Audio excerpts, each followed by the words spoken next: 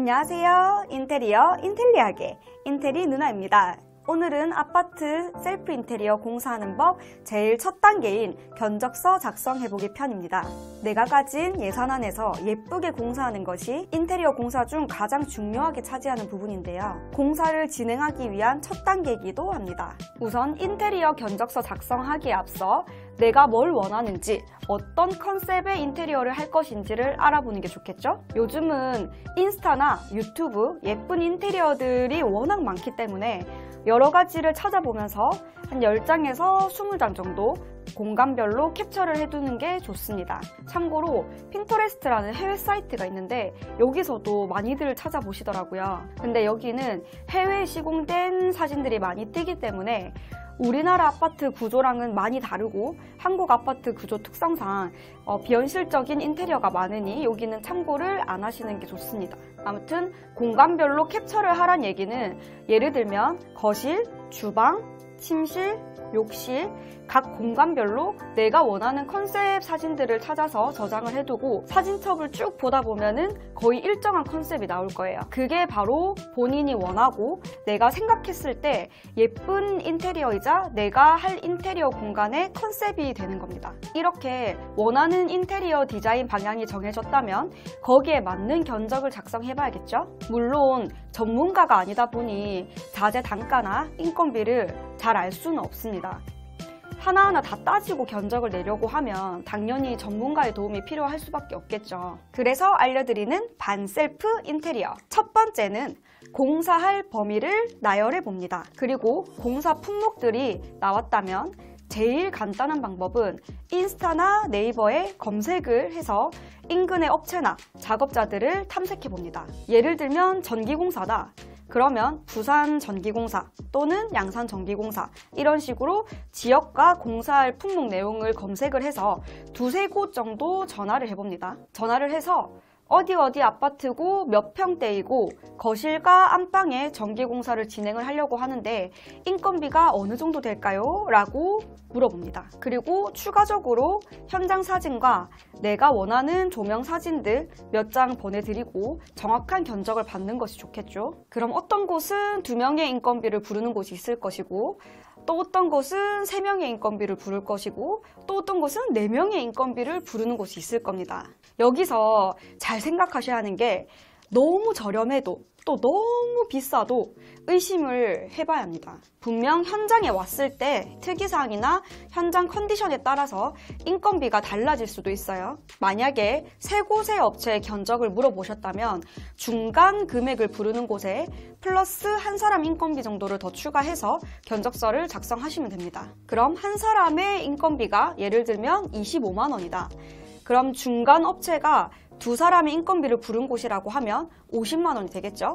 여기서 혹시 모를 상황에 대비한 한 사람의 추가 인건비를 더하면 75만 원이 됩니다. 그럼 전기공사는 약 75만 원이 산출이 되는 겁니다. 자, 전기 인건비가 산출이 됐다. 그러면 전기 자재비가 필요하겠죠?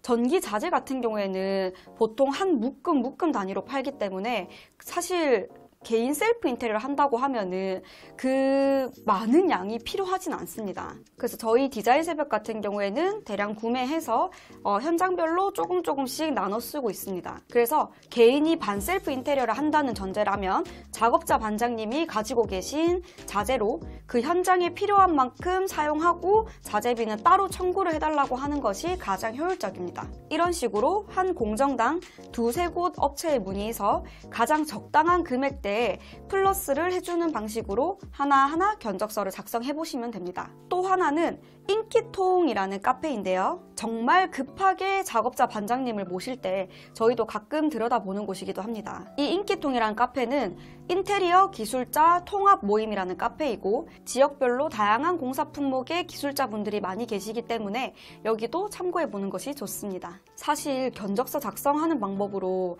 정말 10개가 넘는 영상을 만들 수 있을 정도로 디테일하고 광범위하지만 최대한 간략하고 현실적이고 쉬운 방법으로 알려드리기 위해 이렇게 말씀드리는 거고, 실제로 저희 또한 견적서 작성을 할 때 하루가 다 소요될 정도로 디테일한 품목들이 너무 많고 너무 자재도 다양하고 단가도 매번 변경이 되어서 하나하나 다 정확하게 내려고 하면 아마 일반인 분들이 내기에는 조금 어렵지 않나 싶습니다. 그래서 이런 식으로 원하는 공정별로 조금은 직접 발로 뛰어 발품 팔아가며 비교 견적을 내보시는 거예요.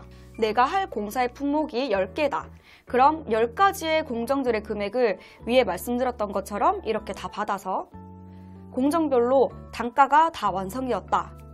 그럼 그 금액이 내가 할 인테리어 공사의 대략적인 금액이 되는 겁니다. 내가 가진 예산과 견적서를 비교해가면서 포기할 부분이 있다면 조금 제외를 시키고 추가적으로 더 할 수 있다면 원하는 공사를 조금 더 추가시켜도 되겠죠.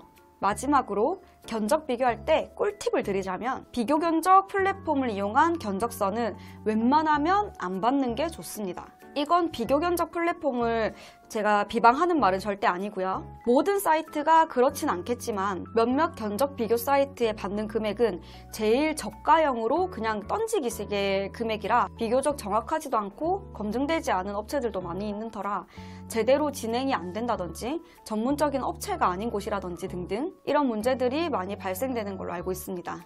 제가 이렇게 언급드린 이유는 지난번에 저희가 컨텐츠 촬영했던 신혼부부 사기 소송편 보시면은 거기 신혼부부 인테리어 진행하셨을 때도 견적서를 플랫폼에서 이제 다 받아서 진행을 했던 경우라서 제가 이렇게 말씀드리는 겁니다. 아무튼 내 예산 안에서 아껴가면서 반셀프 인테리어를 하는 만큼 내가 더 발로 뛰고 시간을 투자하면서 부지런히 알아보셔야 합니다. 셀프 인테리어라는 게 결코 쉽진 않겠지만 또 안 되는 건 없기 때문에 조금이나마 도움이 되고자 이런 영상을 만들어 보았습니다. 오늘 말씀드린 내용들 잘 참고하셔서 셀프 인테리어 꼭 성공하시길 바랄게요. 다음 편에는 공사 일정표 짜는 방법으로 돌아올게요. 인테리어 인텔리하게 지금까지 인테리 누나였습니다. 안녕.